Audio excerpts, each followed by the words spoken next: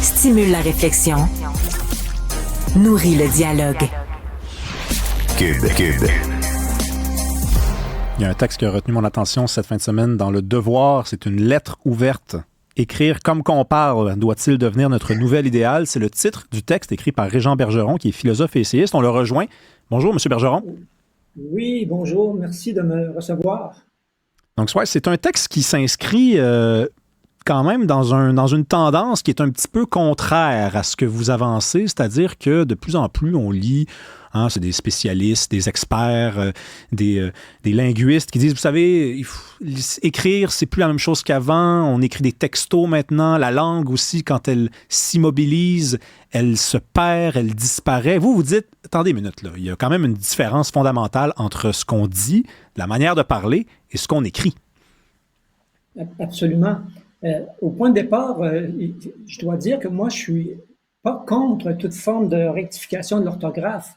De toute façon, il y a des gestes qui ont été posés à travers les 20 dernières années, là. Sauf que, en ce moment, on assiste à un courant, là, j'appelle ça les réformateurs radicaux dans mon texte, qui, là, eux, ils vont beaucoup, beaucoup plus loin, puis on se demande où est-ce qu'ils vont s'arrêter, comme faire sauter une des consonnes doubles lorsqu'elles apparaissent dans le mot difficile, par exemple, enlever les pluriels qui ne sont pas audibles à l'oral. Donc, ça donne des choses assez spéciales, là. Je rigolais dans mon texte avec si un étudiant, après avoir été formaté par cette réforme-là, essaie de trouver Terre des hommes de Saint-Exupéry.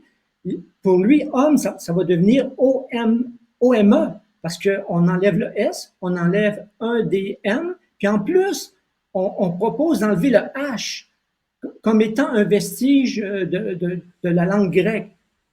Imaginez, si on applique tous ces raisonnements-là et si on les assume jusqu'au bout, on se retrouverait avec une cassure linguistique incroyable et les jeunes qui auraient été formés par cette réforme-là, radicale, liraient tout ce qui a été écrit avant eux comme de l'ancien français, dans le fond. Comme nous, lorsqu'on essaie de lire Montaigne, et d'ailleurs, on est porté davantage à lire Montaigne aujourd'hui dans une traduction moderne, parce que tellement que c'est loin de nous. Donc, c'est ce genre d'absurdité-là que je conteste. Je ne suis pas un être qui est figé dans le temps. Tout comme les langues évoluent, là, peu importe les palabres qu'on peut tenir sur le français, toutes les langues évoluent. Mais sauf qu'on assiste à un mouvement radical et ça me fait penser justement à ce qu'on retrouve au niveau de la culture, tout le mouvement woke, où on réécrit des titres, on change on enlève des livres des bibliothèques, on modifie des passages. Vous voyez tout le reste, là, on déboulonne des statuts, comme si on voulait se couper d'un passé.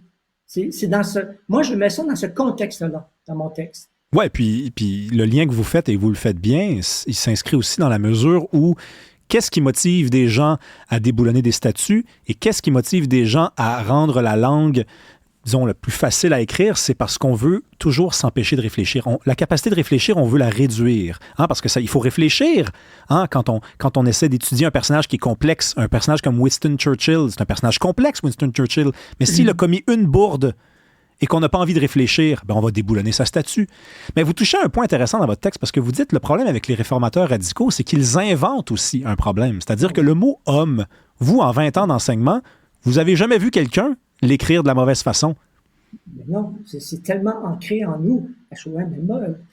J'ai vu, par contre, beaucoup d'étudiants au cégep, et on me dit que c'est la même chose à l'université, qui ont des problèmes avec le participe passé. OK, l'accord du participe passé, mais qui font pas la différence entre un infinitif et un participe passé, qui mélangent encore le SE, CA, le SES, le CES, le C''EST et tout le reste, là. Ça, j'en ai parlé amplement dans d'autres textes.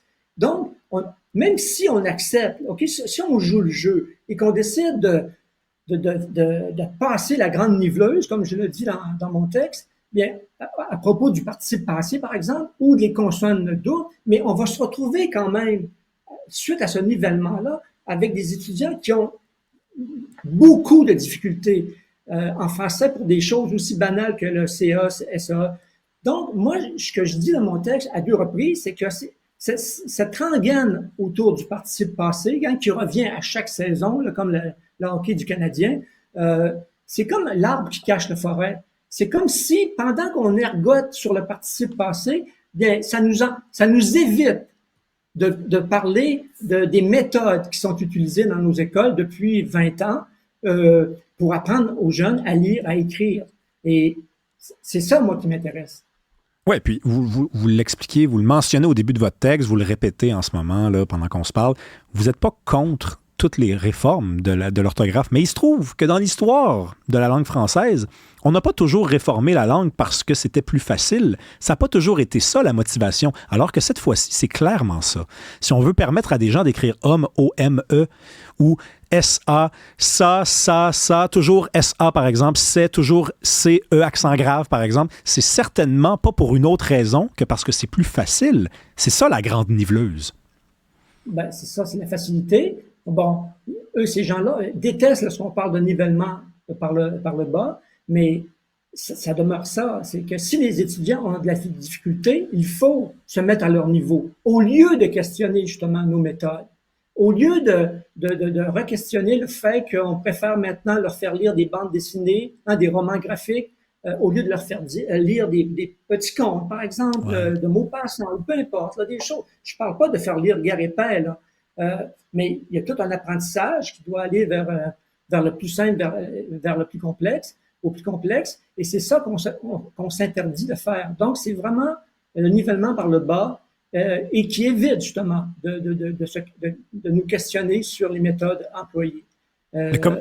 Mais comment on justifie ça? Les collègues là, que vous avez, les gens dans le milieu, comment ils justifient ça autrement que par le nivellement par le bas? Vous touchez un bon point. Là. Dans les écoles, maintenant, on fait lire des petits textes. Et on se défend en disant, mais c'est quand même une histoire d'Edgar Allan Poe. Oui, mais elle fait 4 pages. Est-ce qu'un étudiant en secondaire 4 pourrait aller plus loin? Est-ce qu'un étudiant en littérature au cégep pourrait lire un texte de plus que 4 pages, 5 pages, 6 pages? C'est que, oui, il y a tout ça, mais moi, je me dis que lorsqu'on écoute ces réformateurs-là, on découvre rapidement, et c'est écrit même par certains, là, un principe de base. C'est que pour eux, l'écrit doit être le miroir de la parole. Ou encore, l'écriture d'une langue doit être le reflet de son parler. C'est ça leur présupposé de base. Alors que moi, ce que je dis, et d'autres linguistes là, je crois, disent la même chose que moi, ça tient pas la route. L'écriture, par principe, est là pour durer dans le temps, okay? Pour donner un cadre de référence quand même sur des centaines d'années. Alors que le parler, lui, selon les régions, selon les dialectes, selon les classes sociales, le parler évolue et se modifie très rapidement. Donc, si on tient à leur raisonnement, il faudrait donc que l'écriture, elle, tient compte et se transforme, se modifie, s'adapte à la parole de chacun, de chaque groupe, de chaque dialecte. Voyez là, on finirait dans une tour de Babel où les gens écriraient selon leur contexte, leur classe sociale. Ça tient pas la route. Et de toute façon, l'écriture, c'est un autre code pour traduire la pensée, pour construire la pensée. La parole, le langage oral, c'en est un. L'écriture, c'est un autre code qui fait en sorte, qui nous permet d'être beaucoup, beaucoup plus subtil dans notre pensée. Et c'est pour ça que la grande littérature existe. Il n'y a personne sur la rue qui va nous parler comme Marcel Proust.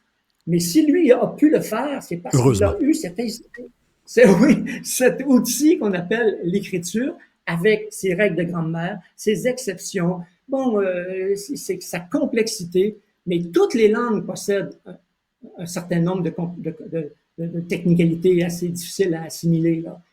Oui, puis le danger... Ça fait partie.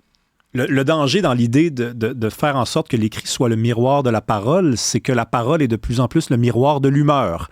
Donc, l'écrit devient le miroir de l'humeur. Donc là, on est vraiment dans un monde où l'écrit, c'est à peu près plus rien. Il fut un temps quand même, M. Bergeron, où bien écrire, ça s'accompagnait d'une récompense. Pas forcément un prix, là. Pas forcément une bonne note, mais vous étiez vu les gens vous regardaient avec admiration. Il écrit tellement bien. Moi, je me rappelle à l'école secondaire, hein, la personne qui écrivait le mieux, c'était presque quelqu'un de divin. Puis aujourd'hui, on dit, non, tout le monde devrait écrire de la même façon. Puis comme ça, il n'y a pas de bon, il n'y a pas de moins bon. Puis tout le monde est au même niveau. Puis c'est diversitaire, c'est inclusif. Oui, et même plus, je fais référence à un texte dans mon texte qui parlait de devoir. Ces réformateurs-là radicaux présentent le français écrit comme élitiste.